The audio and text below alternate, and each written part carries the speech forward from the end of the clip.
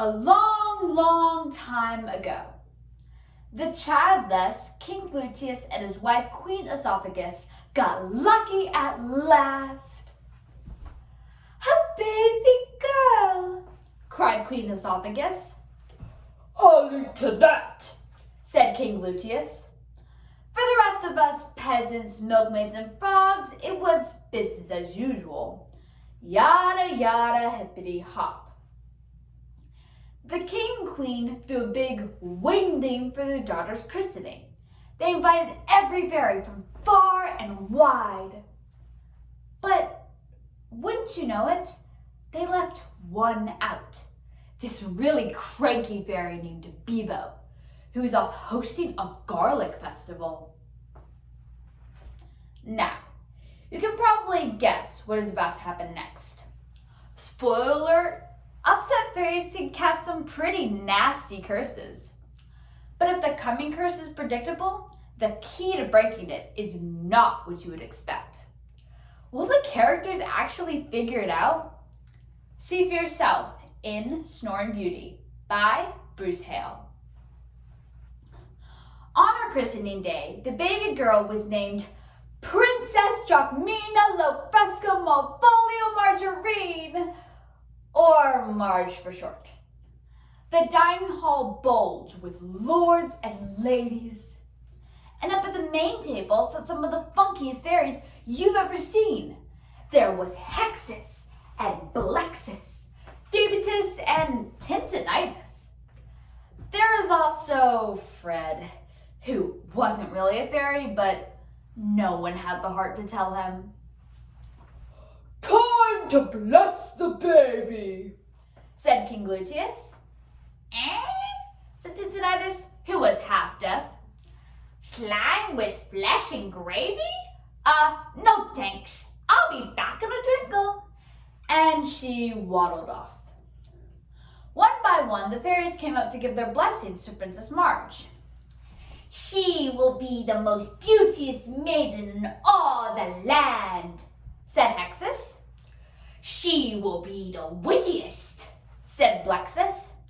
And on, yada yada hippity hop, until suddenly the doors to the dining hall flew open, and in came Bebo the fairy.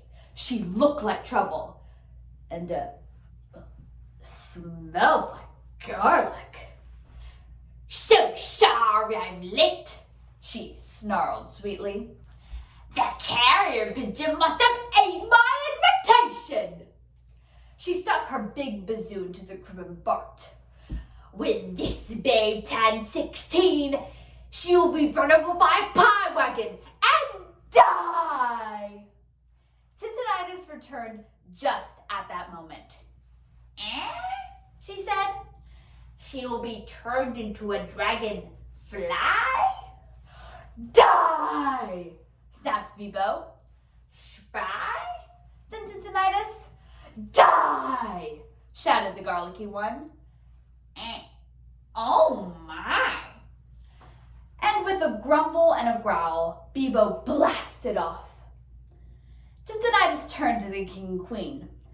She could not undo Bebo's gift, but she could bamboozle it. "My blessing is that instead of being turned into a dead dragon—" "Oh, but Bebo said," the king began.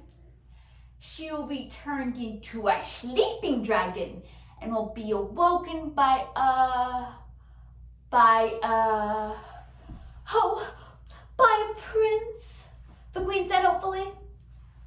What's that? Oh, a quince. Good idea." And poof, she was gone. The first thing the next day, King Gluteus banned all pie wagons from the kingdom. In fact, he banned all pies, even mud pies. Years hopped along like a toad with arthritis. Marge blossomed and grew. And as she grew, she could sing like a nightingale, dance like sunlight on water, yada yada hippity hop.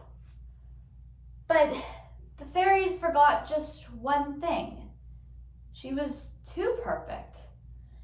Nobody would would want to hang out with a girl who could do everything twice as well as they could. Princess Marge was lonely. On the day of her 16th birthday, an old woman with a pie wagon trundled up to the palace gates.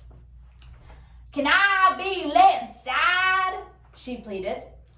"I'll bring a yummy number treat for the princess." The guard spied the wagon load. After so many years, he couldn't tell a pie from a pollywog. He let the woman inside. And as the woman crossed through the threshold, Marge was crossing the road to the cake shop. The wagon swerved and crunched over her foot. "Yo!" she cried. And just as Tintinnitus had foretold, alabam! She turned into a dragon, and alabam! She fell deeply asleep. Now, legend says that the whole castle conked out too. Yeah, right.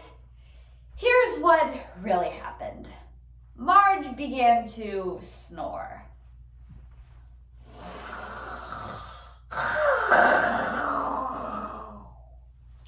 And despite being the best cake baker and the fanciest dancer in all the land, Princess Marge was naturally the loudest snoring dragon.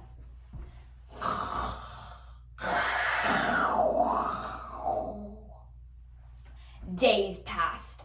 No one could sleep with all the racket and ruckus. Those with carriages visited far-off kingdoms. Those without wore earplugs and shouted. The king did what kings always do. He made a proclamation. "King Gluteus wants you, yes you, to break the curse and awaken his daughter with the quince. Use of quince to be determined by applicant. If princess wakes up or made the dragon, tough luck. You still have to marry her." Months passed. Suitors came and suitors went. They sang quince songs. Quince, princess wanna marry me. Ah, tough crowd. They baked quince pies. Oh, this is one of my specialties. I'll get it right next time. They told quince jokes. So, you hear about the quince who crossed the road? Oh, dang it, I messed that one up. And they sighed, quince sighs. Quince! They even built a quince alarm clock that squirted jam and jelly. They built a quince-filled rubber ball to bounce upon her belly, but nothing worked. Yada, yada, hippity hop. Until one day, a dusty young man clipped-clopped into town. "What's that awful noise?" he asked the milkmaid, and she told him Marge's sad story. He studied the dragon princess. She was kinda cute for a dragon. He leaned into the blast, ears ringing. The stench was horrible, but he puckered up, and then smack, mwah, blink, those dragon eyes popped open, and Marge shrunk and shriveled back into a human girl again. "Are you a wizard?" she asked the man. "Oh, golly, no. I'm a prince. Prince Quince, to be exact." The king kept his word, and in 2 shakes of a frog slipper, the prince and princess got hitched. "Do you love me?" asked the princess. "With all my heart," said the prince. "Even though I'm the best at everything?" "Honey, nobody's perfect." Later that night, the prince was awoken by something.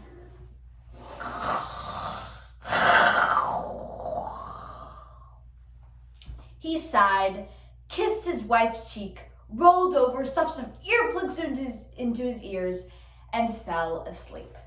And despite the truly royal ruckus, the two lived happily and noisily ever after. The end.